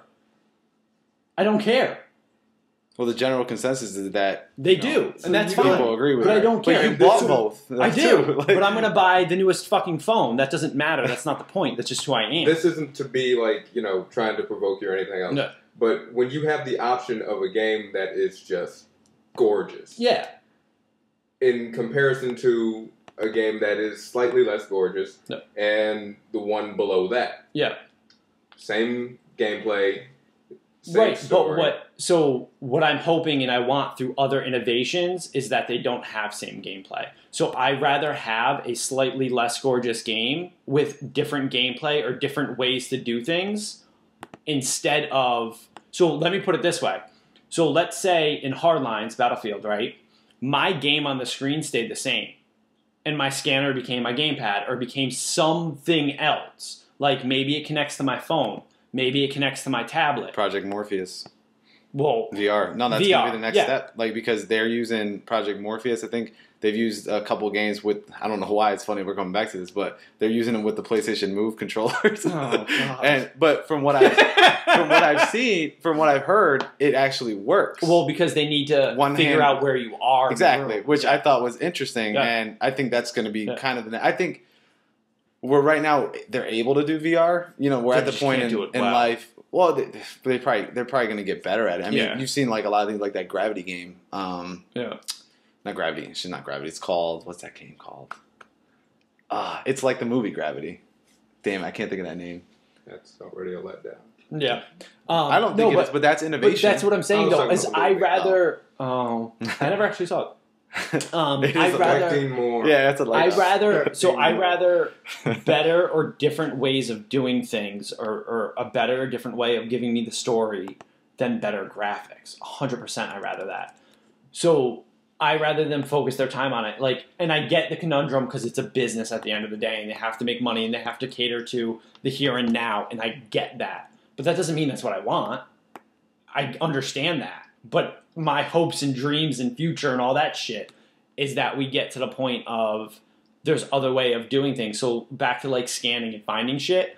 Like if a company could come up with a better fucking way to do that the entire time I don't have to walk around and press the right stick constantly. I don't have to turn my game blue. Or what color did it go in Arkham? Or It was blue. it was blue again? Okay, Yeah. yep. To Tried turn and this. trusted. It gives you that blue static, just Right. like everything else. So, like, if they can come up with other ways through either controllers or through things I already own, like a phone or a tablet. Like, I was excited when Microsoft won. They have the Xbox One Smart Glass. They have Smart Glass. Yeah. Which is supposed They to... gave up on that. didn't Yeah, oh, God. At the beginning, it sounded so good. They're like, we can turn your phone or tablet into, like, a second screen, and we can put your inventory down there. That I love. Yeah. Because you never have to leave what you're in, but then... But it's Well, they just It didn't feel like always sounds like a No, gimmick to me. I feel like But why? second It doesn't need to be. screen's a stupid thing to want to do. I But don't it know. always 'Cause sounds I like can a only gimmick. look at one screen. It doesn't sound like, hey, we're going to make this thing that we know is going to be great. As much as it is, looky here. Yeah, because perfect example of Just like want to capture your attention. yeah, the perfect example for me of the fact that the reason why I don't care that much about second screen is Assassin's Creed Black Flag.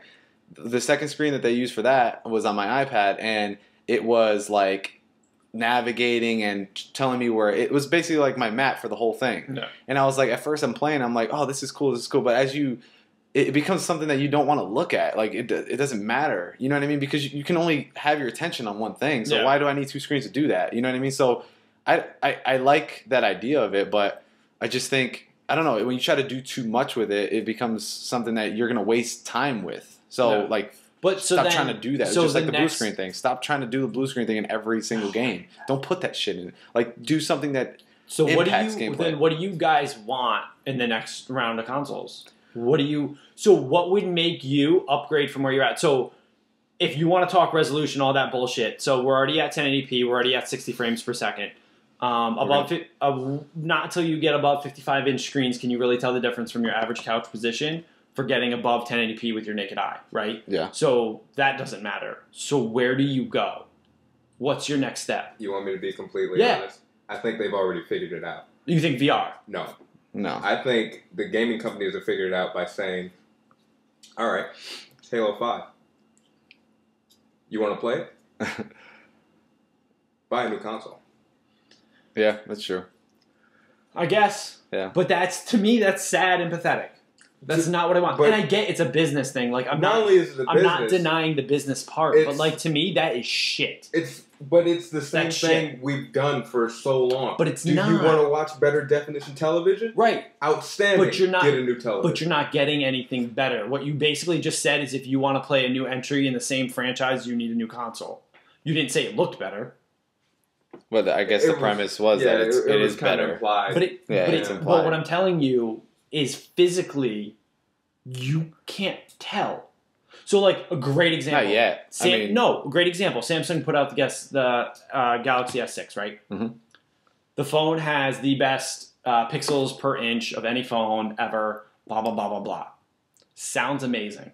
Doesn't actually mean anything. Yeah, because I'm looking at the screen. When you look at the screen, it doesn't look any different. You can't tell. Yeah. Like literally, it's gotten so good you cannot tell. I get you, but if it was like it's Halo 5 for the next Galaxy. No, I understand, but what I'm saying is you might have to upgrade. Well, what I'm saying is to me that doesn't excite me. That doesn't do anything. I get you. I understand it's going to make money and people are going to buy it. When you're talking about what's next, the better games No, I'm saying, what do you guys want to see next? I want to see better games. In what aspect? I think they're going to really have to overhaul, how you buy games, because it's already transitioning to like a lot of digital stuff. Shit. It's going to be more focused. It's going to be more... No, the reason I like it is because it's become a easy way for indie games to... open up, because like I'll tell you, like this generation, I've played so many new indie games that I'm just fascinated with. They're giving a chance now too. Yeah, they have a fighting chance for it. So it's going to be more of a like I want to see them continue to find ways to make it easy to find these games, right? And Twitch is helping that. Obviously, YouTube's helping with that. But it's going to be more. I don't think it's going to be more of the hardware. It's going to be more of the things around it, and I'm not talking about physical things. I'm just talking about community. You're talking about the relationships with companies, setup, that kind of and stuff, things like the interfaces, right? And because I'm gonna tell you another thing that bothers me is the Xbox One's interface. I freaking hate that thing. It is so different from Xbox 360's. And it feels lagged. It feels like there's a lag there. It feels very complicated for no reason. It doesn't feel smooth. To get into a party, it's a chore. Oh my god, such a chore. But those are all software upgrades that they could do if they wanted to now. What I mean is so we're going to talk like VR is going to be... It's going to be the next thing. Yeah. I'm excited for that. I don't want it to be bigger than... I don't want it to be... Fence of that. I don't want it to be something that you need to play a game with. I want to be something but they can't do both. I know, and that's the thing. Both. It's going to be like certain games I'm okay with them doing that with, right? But other games I can't see myself. So that's the problem. I'll vomit if I try to play basketball like that. Sorry, you just thought about it, right? But that's the problem with it. Is like the next step. It's either all in or nothing. And I actually think that's where Microsoft got into trouble this generation, and the same reason Nintendo got into trouble this generation. The reason Sony's doing so well is because Sony. Yeah, Sony's doing sorry. Is because brain fart. Nintendo hesitated with its screens and the rules it made around it. Mm-hmm. And then Xbox they just backstepped and choked. It's like, what were they thinking? They could do it. The problem is they had to be committed to it. They had to go full force, and they didn't. They backed out. And but they backed out, it became... Well, then what's really the direction for the console? And then, why does it really have a Kinect then? And why is it so expensive if I don't actually need this Kinect all the time? Mm-hmm. So all of a sudden it became a bunch of questions. And then PS4 came out with we got better graphics. We play games. All right, here's the console. Outstanding. But to me, that's terrible. But here's the thing, though. That's terrible. Not to me.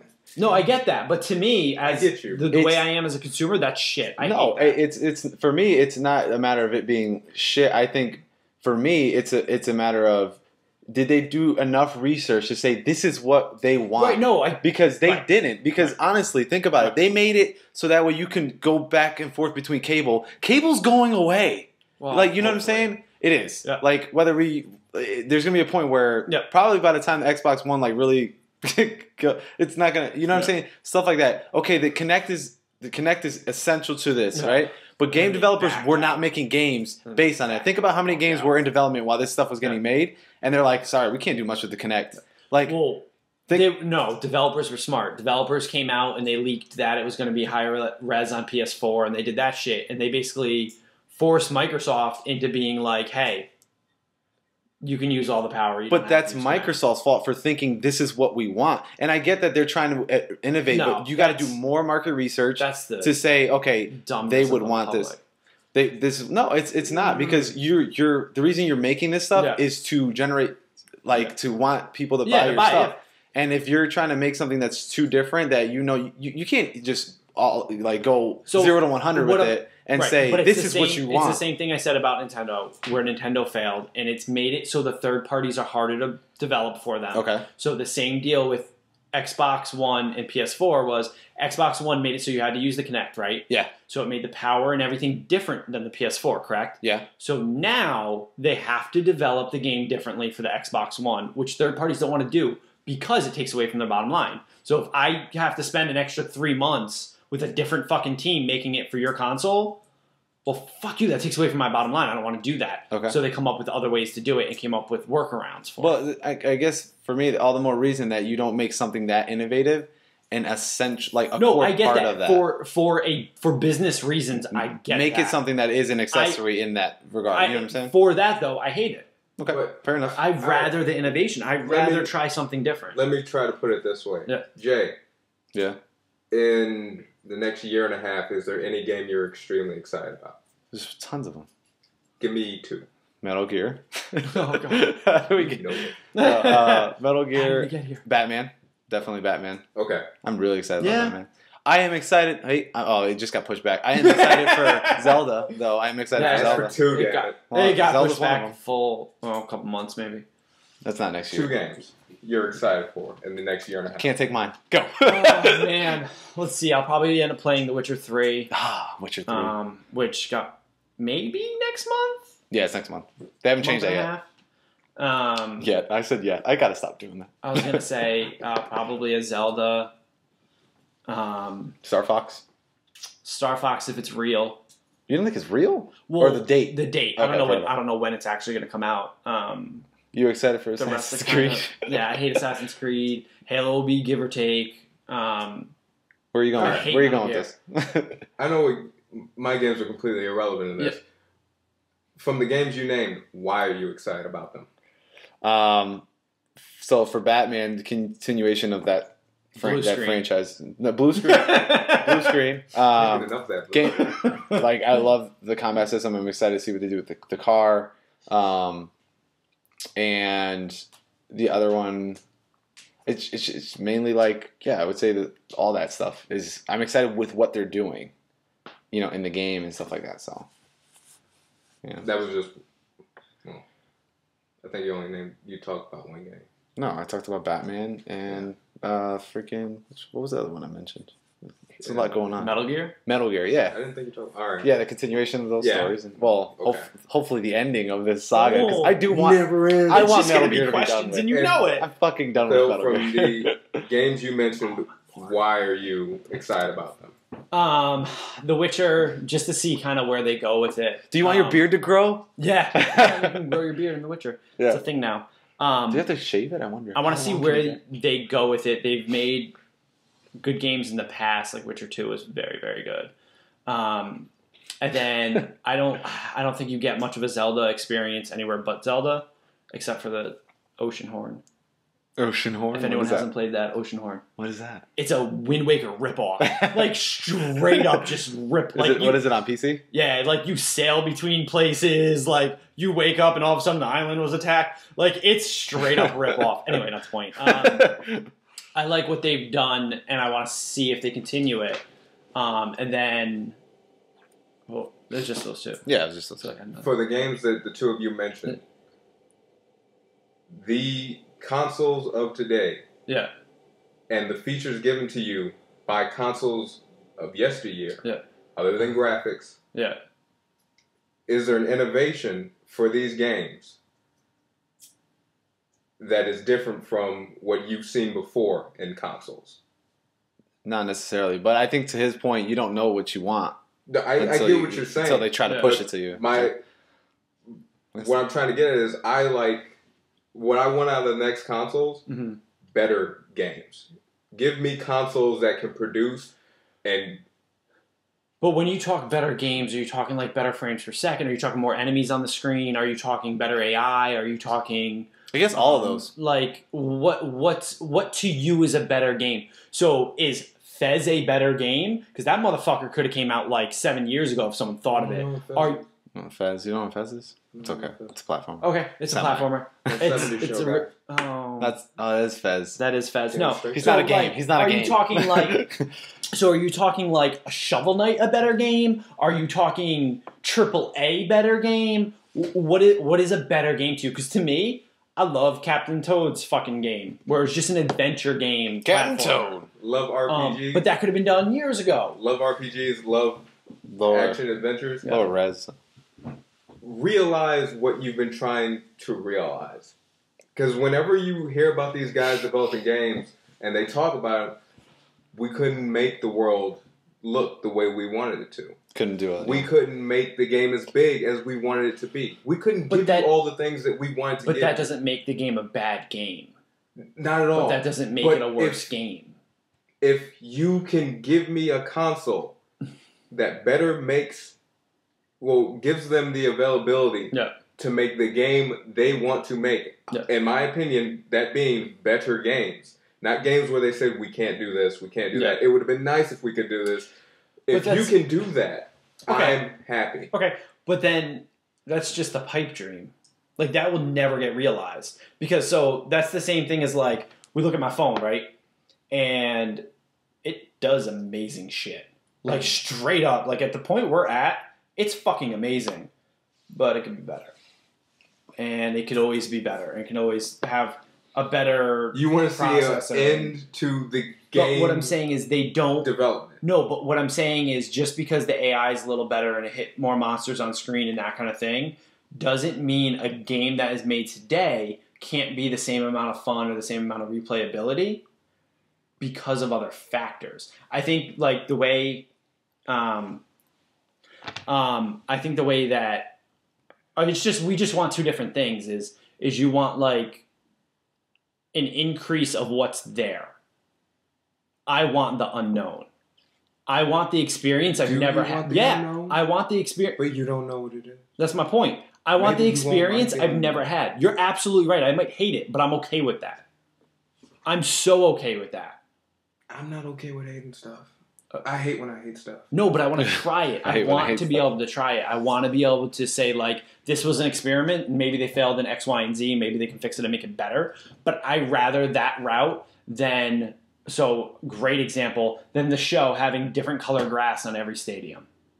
But you bought I did, because I love baseball. Just straight up love baseball. But you could have just kept MLB 14.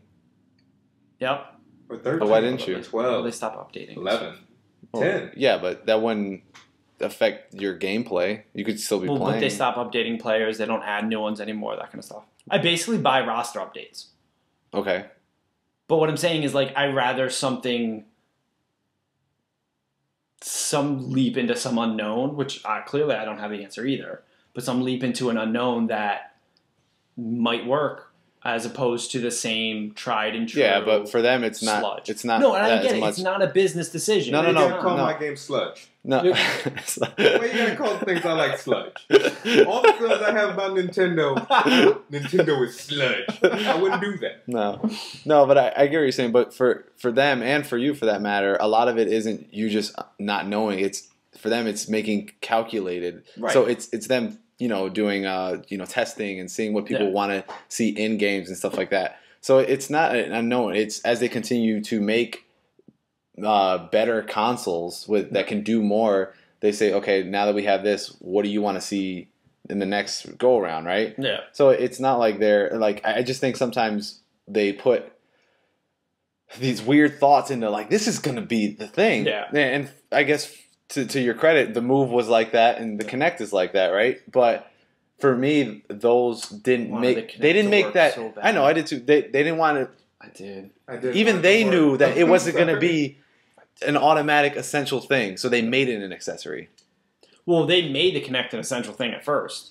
But even then, if it was as essential as they were committing to it, they weren't going to change, like you said, but they did. But they did, and I think them backing off is the fuck up. But I think what I'm trying to... But again, they're a business and they have to. But what I'm trying to say with that is, if they were so committed to it, it would have been something that is literally integral to the Xbox. They're committed to the dollar. At the end of the day, any of their ideas and designs and choices don't mean shit when the dollar isn't there. Yeah. So they might have been committed off their fucking mind. Yeah. That person probably lost their job. Fair enough. But I think I figured out what the difference is. Yeah. If I play Bloodborne. Yeah. Bloodborne. And I enjoy it a lot, waiting to see what's next. And then someone tells me, you really liked it, right? You really, really liked it. No. I played with some nunchucks. I'm going to be pissed. I'm going to be so infuriated. Yeah. Because the mechanics worked. Yeah. As they were. Yeah. I did not need nunchucks. Yeah. Getting nunchucks is somebody saying, you know, it'd be a great idea. Nunchucks. And leaving it there. Putting no more thought into it. Yep. It's new. It's innovative.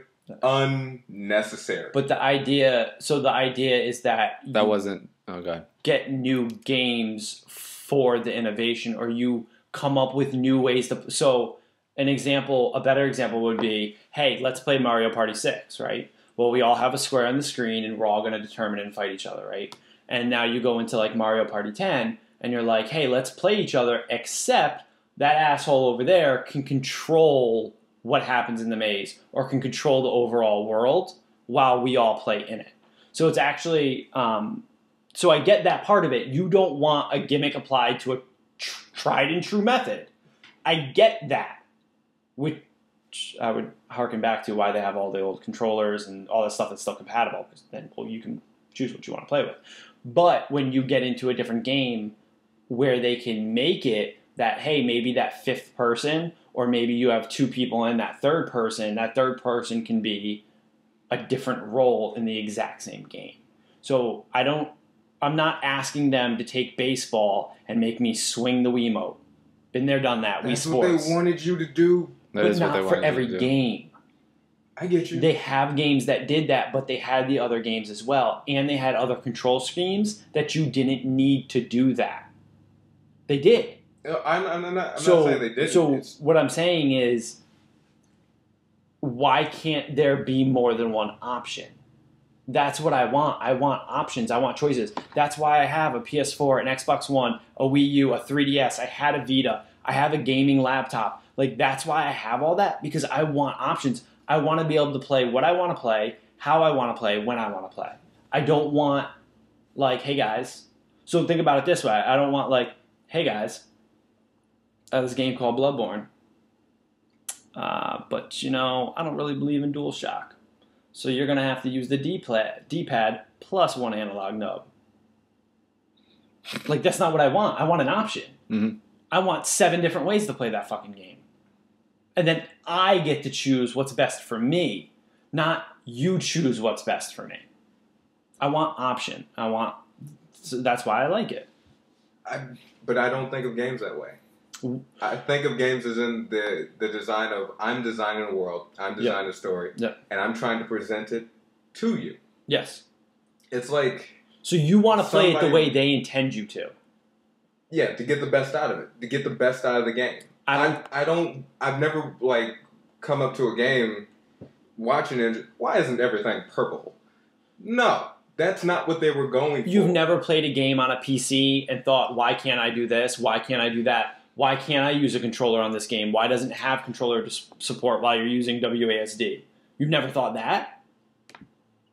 You've never thought, like, damn, this flight simulator is dope, but I wish I had a joystick to use with Never done it. a flight simulator. Never, not even once, not even to dick once. I around. didn't want to crash and die. Wow. Oh, too soon. You do a lot. A lot, especially in the beginning. I really don't. I would You just take off, and then you just right down. It would collect dust so fast. Oh, no, I've done flight sims just to kind of fuck around. Microsoft actually has a free one. Or Google? One of those two actually have a free one. I don't have a PC, that you can run. But what I mean is so I get what you want, and I guess that makes more sense because you're more story oriented. Sound it out. Orientated? Yeah, that's not it either. Story driven. You're more narrative story focused, driven, and you like narrative in the story, Yeah. and you care about lore. Like I don't want to read a book and be Right. like, my words should be here instead of theirs. No, but I want to read that book and think like, hey, I should be able to read this book while I'm hanging out of a tree with a lamp. Or on my iPad. I shouldn't have to read this book while I'm in my chair in front of my TV. You can. Well, So Because they figured out the design just like the perfect controller. oh god. The okay. All perfect right, book. so we keep going in circles. So Yeah. we're just gonna I'm not giving up. end it on that.